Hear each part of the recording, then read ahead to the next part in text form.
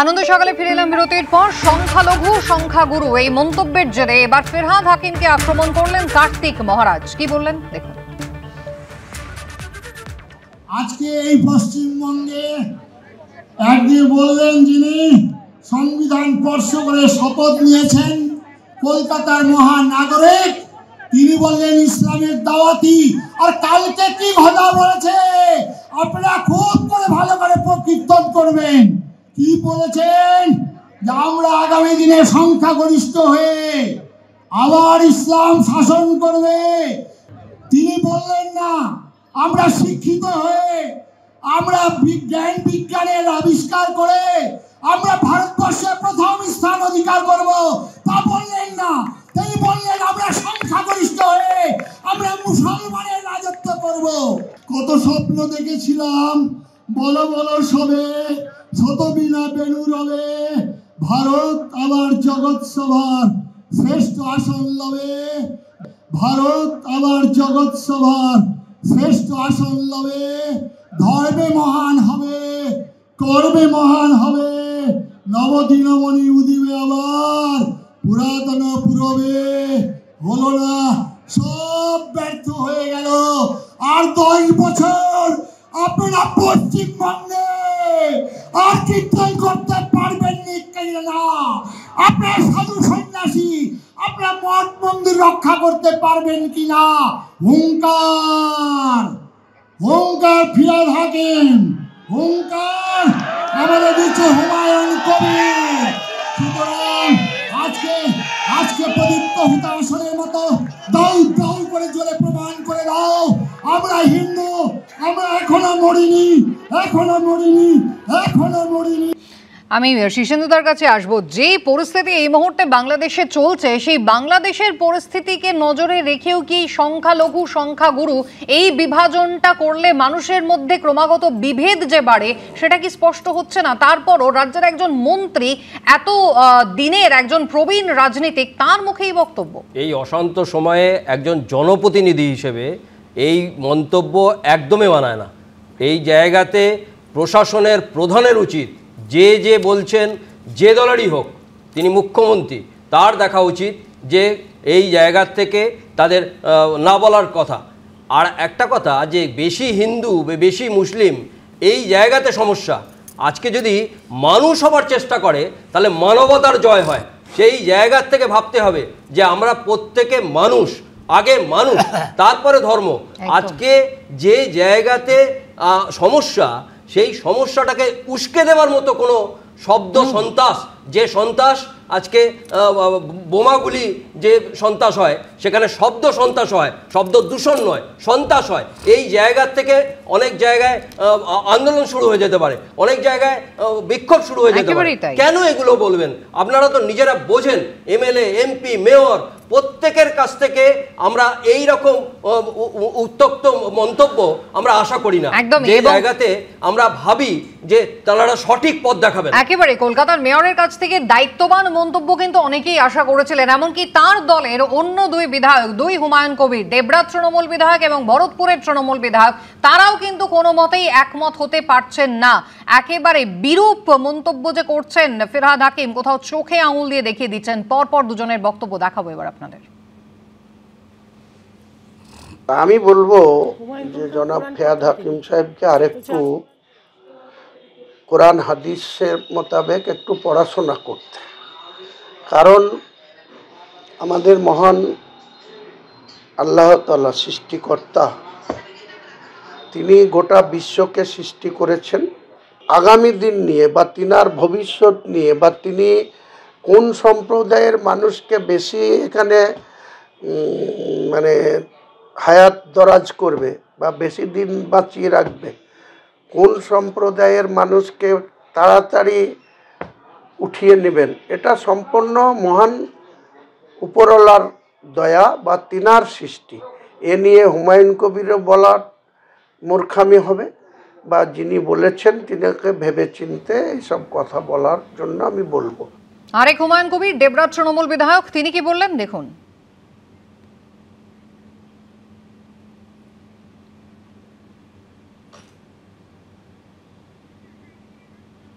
আমাদের একজন senior leader এবং আমার খুব নমস্য ব্যক্তি ফিরহাদ হাকিম সাহেব, তিনি একটা বক্তব্য করেছেন যে আমরা মুসলমানরা এখানে 33% ওয়েস্ট বেঙ্গলে আছি এবং গোটা দেশে আমরা 17-18% আছি। তো আমরা এখন মাইনরিটি, এটা সংখ্যা বাড়িয়ে আমরা একসময় মেজরিটি হয়ে যাবো, এরকম একটা কথা উনি বলেছেন আর কি। তো সেখানে আমি যেটা বলতে চেয়েছি যে কোয়ান্টিটি থেকে কোয়ালিটি সবসময় ভালো। আমি বলছি না যে কোনো কাজ ছোট কাজ, কিন্তু মজাটা হচ্ছে যে এখানে যে মাইনরিটি সম্প্রদায় যে দেখেন, তাদের কাছে না কোয়ালিটি শিক্ষা আছে, না ভালো বাড়ি আছে, না ভালো খাদ্য আছে, না তাদের একটা ফিক্সড রোজগার কিছু আছে, সবাই অড জব করে। আমি এইটাই বলছি যে কোয়ালিটি মানে একটা বাবা মার একটা সন্তান, একটা কাপলের দুটো সন্তান হোক, কিন্তু তাদের প্রপারলি তারা মানুষ করুক, তাদের প্রপার থাকার জায়গা করলো, তাদের প্রপার শিক্ষা ব্যবস্থা করলো, প্রপার ব্যবসা যদি ব্যবসাও করতে হয় প্রপার ব্যবসা করুক। এবং তাদের সবসময় মনে রাখতে হবে যে আমি এই যে কোয়ালিটি, একটা হিউম্যান কোয়ালিটি বলতে ছোট যা বোঝায়, সেইটাকে আমি বলেছি যে সেইটাকে আমরা আপলিফ্ট করার জন্য সবসময় চেষ্টা করবো। সংখ্যাটা বাড়ানোটা আমাদের কাছে গুরুত্বপূর্ণ নয়, শিক্ষায় ভালো হোক, স্বাস্থ্যে ভালো হোক, জব ভালো করুক, তাদের ভালো বাসস্থান থাক, এগুলোর উপরে আমি জোর দিতে বলছি। এটাই আমি বলতে চেয়েছি ওখানে।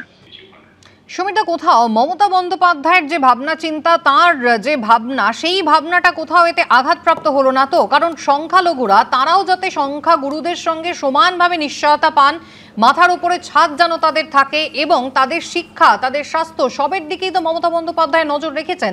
তার জন্য তো আলাদা আলাদা কর্মসূচির ঘোষণা তিনি করেছেন, আলাদা আলাদা প্রকল্প রয়েছে। তাহলে শুধুমাত্র সংখ্যা দিয়ে কি সেটাকে ডজ করা যাবে? একবারে আপনার সাথে একমত। মমতা বন্দ্যোপাধ্যায় যে কাজগুলোর মধ্য দিয়ে সবাইয়ের কাছে এত জনপ্রিয়, অর্থাৎ উন্নয়ন, সেটা জাত দেখে নয়, ধর্ম দেখে নয়, সকলের আমি, এই যে ভাবনা, অর্থাৎ ভারতবর্ষের সংবিধানে যে ধর্মনিরপেক্ষতা, সেই ধর্মনিরপেক্ষতাকে নিয়েই কিন্তু আমাদের চলা, আমাদের সংস্কৃতি, আমরা এক সম্প্রীতি আমাদের সম্পদ। অর্থাৎ আমি যেটা বলতে চাইছি, উনি যে মন্তব্য করেছেন, পুরো মন্তব্য নিশ্চয়ই অ্যানালিসিস, আমরা বিরোধীদের সুযোগ করে দেব কেন? এইটা একটা দায়িত্ববান আমি কলকাতার মেয়র, আমি বিধায়ক, আমি মন্ত্রী, আমার কাছে সবের ঊর্ধ্বে মানুষ।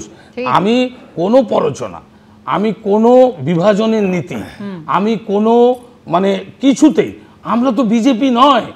প্রধানমন্ত্রী 21 এপ্রিল 2024 রাজস্থানে বলছে মঙ্গলসূত্র নিয়ে যার যত বিয়ে হবে এরা মঙ্গলসূত্র যে ভরতপুরের তৃণমূল বিধায়ক আজকে ফিরহাদ হাকিমকে পরামর্শ দিচ্ছেন, সম্ভবত লোকসভা নির্বাচনের আগে তার সেটা মনে ছিল না, তাই জন্য কিভাবে কি করতে হবে, ভাগীরথীর জলে কি যেন করতে হবে, সেই কথাগুলো তিনি বলেছিলেন। সেই সময় যদি দল ব্যবস্থা নিত, তাহলে বোধহয় ফিরহাদ হাকিম আজকে কথাগুলো বলার আগে একটু ভাবতেন। কষ্ট হয় এই যে অমিত শাহ 15ই মে শ্রীরামপুরে এসে বলছেন মা মাটি মানুষ, মোল্লা মাদ্রাসা মাফিয়ার দল, এই যে বিভাজন, মেরুকরণ, এই যে তীব্র হিন্দুত্ববাদ করতে গিয়ে কি রেজাল্ট দেখেছেন তো? মেরুকরণ যদি তৃণমূল কংগ্রেসের অন্তরে না থাকতো, সুমিতা, আমি সাংবাদিকের কাছে আসবো, মেরুকরণ যদি নাই থাকতো, তাহলে হঠাৎ করে মুর্শিদাবাদে একটা বাবরি মসজিদ তৈরির ডেডলাইন দিতেন না হুমায়ুন কবির, আবার তার পাল্টা সেখানে একটা রাম মন্দিরের ডেডলাইনও কিন্তু হিন্দু সমাজ দিত না। তবে আপনাদের দেখাবো সত্যি এই মেরুকরণের রাজনীতিতে বিজেপি কি সুবিধা নিয়ে যাচ্ছে, যে আশঙ্কাটা ইতিমধ্যেই কিন্তু তৃণমূলের অন্দরে তৈরি হচ্ছে। কারণ অমিত মালব্যর পোস্ট, ফিরহাদ হাকিমের মন্তব্যকে হাতিয়ার করে সংখ্যালঘু সংখ্যাগরিষ্ঠ ইস্যুতে এবার সুর চড়িয়েছে বিজেপি। পুরমন্ত্রী ফিরহাদ হাকিমের বক্তব্যের ভিডিও পোস্ট করে বিজেপির আইটি সেলের প্রধান অমিত মালব্য সোশ্যাল মিডিয়ায় লিখেছেন, ফিরহাদ হাকিম দাবি করেছেন যে পশ্চিমবঙ্গ দেশের বাকি অংশে দ্রুত মুসলিম সম্প্রদায় সংখ্যাগরিষ্ঠ হবে। হাকিমের মন্তব্য আরো বেশি অবৈধ অনুপ্রবেশে প্রশ্রয় দিচ্ছে। हम एक ऐसे कौम से हैं जो कौम, बंगाल में तो हम 33% हैं, मगर हिंदुस्तान में भी हम सिर्फ 17% है और हमें माइनॉरिटी कम्युनिटी कहा जाता है। मगर हम अपने आप को माइनॉरिटी नहीं सोचते हैं, हम सोचते हैं अगर अल्लाह की रहमत है हमारे ऊपर तो हम एक दिन मेजॉरिटी से भी मेजॉरिटी हो सकते हैं।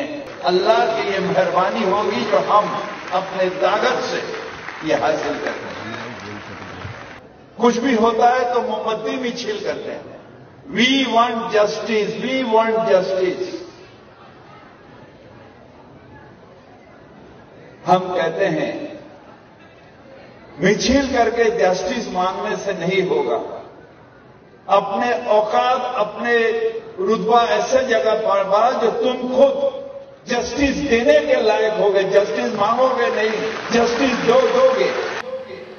শতরূপাধি তৃণমূল একটার পর একটা লোপ্পা বল দেবে আর তাতে ক্যাচ নিয়ে হই হই করে যদি বিজেপি, তাতে ভোট বাক্সে যে কোনো ডিভিডেন্ড আসে না, সেটাই কতগুলো নির্বাচনে আমরা দেখে নিয়েছি। শুধু তাই নয়, এই যে অনুপ্রবেশের কথা যেটা অমিত মালব্য আজকে বলছেন, এই অনুপ্রবেশের প্রচার তো আমরা একাধিকবার দেখেছি। শুধুমাত্র এ রাজ্যে ভোট প্রচারে এসে প্রধানমন্ত্রী বলেছেন বা কেন্দ্রীয় স্বরাষ্ট্রমন্ত্রী বলেছেন এমন নয়। পড়শি রাজ্য ঝাড়খণ্ড, সেখানে সদ্য নির্বাচন হয়ে গেল, সেখানেও আমরা দেখলাম যে একেবারে শীর্ষস্তর থেকে অনুপ্রবেশ নিয়ে এত চিন্তার কথা বলা হচ্ছে। বিএসএফ কি করছে বলুন তো? আজ পর্যন্ত অনুপ্রবেশ ঠেকাতে কেন্দ্র সরকার কতটা গুরুত্বপূর্ণ ভূমিকা পালন করেছে সেই নিয়ে কিন্তু কোনো বক্তব্য আমরা শুনতে পাই না। কুসুমিতা, আমাকে 2 সেকেন্ড এক্সট্রা দাও, তারপর আমি বিএসএফ এর মধ্যে আসছি। তোমার মনে থাকবে, যারা যারা আমরা সাইকোলজি পড়েছি, সিগমন্ড ফ্রয়েড বারবার বলতেন যে মানুষের অন্তরে যেটা আছে সেটা বিভিন্ন সময় স্বপ্নে হোক, এরকম বেফাস মন্তব্যে হোক, বেরিয়ে আসে। কার্ল ইয়ুং বলেছিলেন যে আমাদের সমাজে বাঁচতে গেলে বিভিন্ন কমিউনিটিতে নিজেদের একটু ভাগ করে রাখতে হয়। দুটোর আজকে সাংঘাতিক সুন্দর পরিচয় দিলেন ববি হাকিম। এবং সবচেয়ে দুঃখের কথা হচ্ছে, এটা প্রথমবার উনি দেননি, উনি হ্যাবিচুয়াল অফেন্ডার। উনি থেকেই বলেন উনি নাকি মিনি পাকিস্তান তৈরি করেছেন। উনি থেকে বিভিন্ন রকম কমিউনাল মন্তব্য করেন, যেটা এই মুহূর্তে আমি রিপিট করতে চাইছি না, যেটা চিন্তার কারণ এই মুহূর্তে। ঠিক বলেছেন অমিত মালভিয়া, ইনফিল্ট্রেটর নিয়ে আমরা কেন ভয় পাচ্ছি? কারণ বিভিন্ন সময় বিভিন্ন জায়গায় আমরা দেখেছি পশ্চিমবঙ্গের মধ্যে বিএনপি নেতা, আইএসিস, বিভিন্ন রকম দুষ্কৃতীরা ও দেশের স্পেশালি ইনফিল্ট্রেটররা এখানে পাওয়া গেছে। এবার আসছি আমি তোমার প্রশ্নে। গতকাল না পরশুদিন বোধহয় মাননীয় স্বরাষ্ট্রমন্ত্রী 1 ঘন্টার একটা প্রায় 50 মিনিটের একটা ইন্টারভিউ দিয়েছেন। তাতে অনেক কথার মধ্যে উনি বিএসএফ এবং বর্ডার নিয়ে কথা বলেছেন। আমি উনার উদ্ধৃতি তুলে বলছি, 96% বর্ডার ফেন্সিং হয়ে গেছে। যে ইনফিল্ট্রেশনটা হচ্ছে 4%, এবং খুব দুঃখজনকভাবে ওই 4%-এর যে এলাকাগুলো সেটা পশ্চিমবঙ্গের মধ্যে পড়ছে। এবং আরও চিন্তার কারণ হচ্ছে পশ্চিমবঙ্গ সরকার বা অন্তত তৃণমূলের যারা লোকজন আছেন তারা ওপেনলি স্টেজ থেকে বলছে যে যারা যারা আসবার তারা এসে যাও, রত্না নাকি নাম তার, এসে যাও, এসে আমাদের বলো, আমরা ভোটার আইডি, আধার কার্ড এগুলো আমরা করে দেবো। এবং কোন কোন এলাকা হয়েছে, যারা যারা বর্ডারে কাজ করেছে তারা বলতে পারবে। সেই বক্তব্যের আবার একটা কালেকশন কিন্তু তৃণমূল কংগ্রেসের অন্দর থেকে ছিল, সেটা আমি আপনাকে পাসপোর্টটা কারা দেয়, ভিসা কারা দেয়, এটা জানতে তো হবে আমাদের। ভিসা পাসপোর্টটা কারা ইস্যু করে? জঙ্গল, এক সেকেন্ড সমিতা, একটু শুনে নিন, বুঝে নিন। আধার কার্ডটা তো পশ্চিমবঙ্গ সরকার দেয় না, এটাও তো কেন্দ্র সরকার। জায়গাগুলো পশ্চিমবঙ্গের মধ্যে ঘন জঙ্গল আবেষ্টিত, যেখানে হিলস এন্ড ভ্যালিজ আছে, যেখানে সত্যি সত্যি সোজাসুজি বৈঠক করেছে। একটু শুনুন পুলিশের সঙ্গে শতরূপা ম্যাডাম, আপনি পশ্চিমবঙ্গ ফিরহাদ হাকিমের একটা মন্তব্য আর তাকে ঘিরে ইতিমধ্যেই রাজনৈতিক টানাপোড়েন শুরু হয়ে গিয়েছে। দিলীপ ঘোষ তিনি কি বলছেন দেখুন। টিএমসিটা হচ্ছে বিভিন্ন ধরনের অ্যান্টি ন্যাশনাল এজেন্টদের জায়গা। কেউ উগ্রপন্থীদের সঙ্গে হাত মেলাচ্ছে, কেউ মাফিয়াদের সঙ্গে হাত মেলাচ্ছে, কেউ মৌলবাদীদের সঙ্গে হাত মেলাচ্ছে, জামাতিদের সঙ্গে হাত মেলাচ্ছে। এই সমস্ত ইন্টারন্যাশনাল ফোর্সেসকে নিয়ে টিএমসি এখানে সরকার চালাচ্ছে। সেই জন্য পশ্চিমবাংলা ধীরে ধীরে ভারত থেকে আলাদা করার চেষ্টা। মমতা ব্যানার্জির ভাষাতেও সেই কথা। এরকম বহু গুলশন আর হয়ে গেছে, কি বলে, আড্ডা তৈরি হয়েছে রোহিঙ্গা আর ওখানকার যারা অনুপ্রবেশকারী তাদের। তো ছোট ছোট বাংলাদেশ, পাকিস্তান সব জায়গায় তৈরি হচ্ছে। সেইটাই ভবিষ্যৎবাণী করে দিয়েছেন ববি হাকিম। উনি জেনে বুঝে বলেছেন, কিছু ফসকে বলেনি, আগেও বলেছেন, বারবার বলছেন।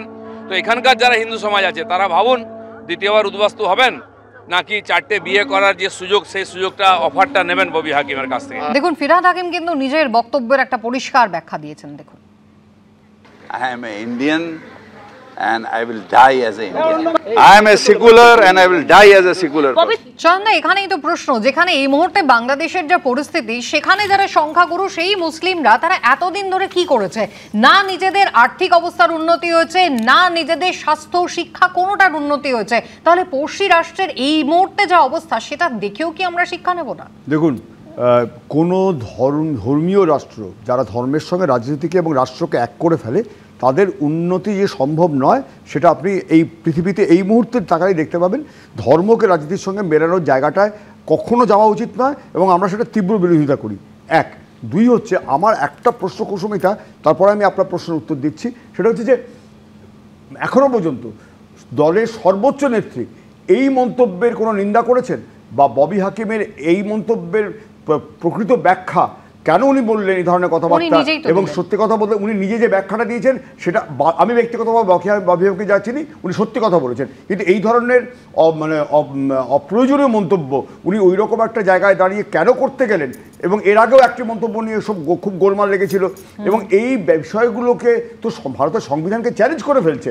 আমি খুব স্পষ্টভাবে জানাতে চাইছি আমার পার্টির পক্ষ থেকে এই ধর্মনিরপেক্ষতা, সংবিধানে ধর্মনিরপেক্ষতাকে চ্যালেঞ্জ করার সুযোগ যদি মূল স্রোতে রাজনীতিবিদরা দিয়ে দেন, যারা ক্ষমতায় আছেন ভোটে জিতে, তারা যদি এই ধরনের প্রভোকেশন তৈরি করে ফেলেন খুব ঠিক হবে না। আর ববি হাকিমকে বলছি আপনি আরজি করের মামলা